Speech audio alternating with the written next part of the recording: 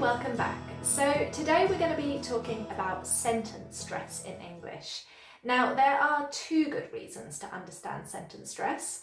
One, it will help you to sound more natural when you're speaking, and two, it will help you to become a better listener. So I'm going to show you exactly what sentence stress is and how to use it to become a better speaker and a better listener.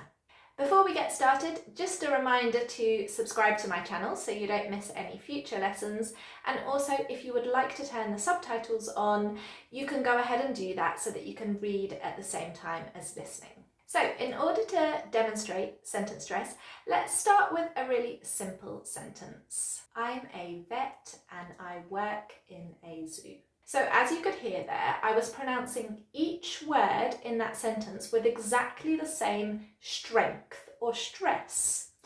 And that just sounded really unnatural, of course, and a little bit robotic.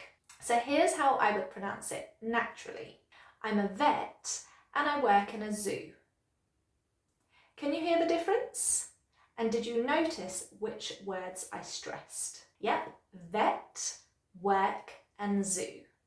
So sentence stress is when we take particular words within a sentence and we make those words sound stronger because they are the important words, the words with the meaning. Actually, if I took away the rest of the sentence and we just had vet, work, and zoo, you would know what kind of message I was trying to give you, that I'm a vet and I work in a zoo. So we place the emphasis on the words with meaning. Try it after me. I'm a vet and I work in a zoo. Okay, great, one more time. I'm a vet and I work in a zoo. Okay, brilliant. So you can hear that those words, vet, work, and zoo, are a bit stronger, and it just makes you sound more natural. By the way, in that particular sentence, there's also some connected speech, but that's a whole other pronunciation video, so check that one out when you've finished watching this one, because connected speech is another important aspect of pronunciation. Now let me give you another sentence. Do you want fish for dinner or pizza? It's actually really hard for me to say it without the sentence stress. Have a look at that sentence and just think for a moment, which words would you put the emphasis on? Which words would you stress? Take a moment. Okay, so I would stress fish, dinner, pizza. Do you want fish for dinner or pizza? Okay, so try that after me. Do you want fish for dinner or pizza? And that way the listener knows what we're trying to ask, which is the option of fish or pizza for dinner, okay? And that do you want just becomes really insignificant. The meaning is in this fish, dinner, pizza.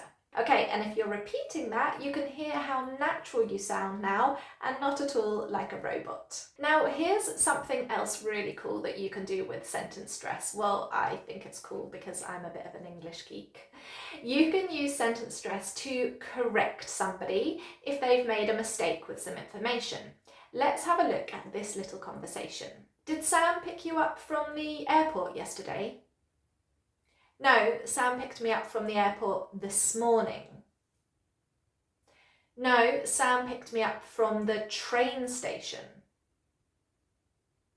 No, Ben picked me up. Okay, so I should just say pick somebody up is actually a phrasal verb for collect, so bonus phrasal verb for you there. In the first example, they got the time wrong. It wasn't yesterday, it was this morning. So that's the part that you make stronger. No, Sam picked me up this morning. In the second example, they got the place wrong, not the airport. No, Sam picked me up from the train station. So you make that part of the sentence stronger. You emphasise those words. And in the last one, they got the person wrong. No, Ben picked me up. So you emphasise Ben. Can you see what I mean? So you can correct the mistakes in the information by making those words stronger. Good tip, hey? So if you can use sentence stress correctly, you'll sound much more natural, you won't sound like a robot, and people will understand you more easily. On the flip side, it actually makes you a better listener too, because you know when you hear certain words stressed that that's where the important information is, and it means you don't have to focus on every single word in a sentence, so listening becomes much easier. That little tip will really help you with your pronunciation, but it's one of many pronunciation features. So check out the other videos that I've got on pronunciation too. And of course, don't forget to subscribe so that you can join me for more real English lessons. Thank you so much for joining me today. It's always a pleasure to teach you, and I'll see you in the next lesson.